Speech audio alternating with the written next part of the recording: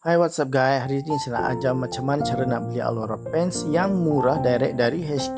Sebab biasanya kalau anda tengok dekat website harga dia memang sangat mahal. Tapi bila dah register member, scan je barcode ni ataupun boleh DM untuk dapatkan link, nanti akan dapat harga yang istimewa lah. So pergi dekat page ni, tekan join now, kemudian isilah butiran yang perlu ni. Pilih negara mana, Malaysia, Indonesia, Singapura, Brunei, mana-mana pun tak apa. Lepas tu ada banyak bahasa lah, bahasa Inggeris, bahasa Melayu, bahasa Cina ya.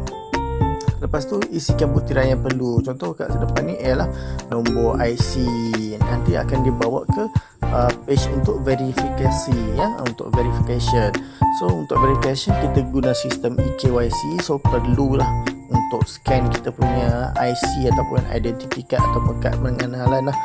Kena scan depan dan belakang. Benda ni prosesnya dia ambil masa sikit. Nanti akan dibawa ke satu page ni. Lepas tu isilah butiran yang perlu ya.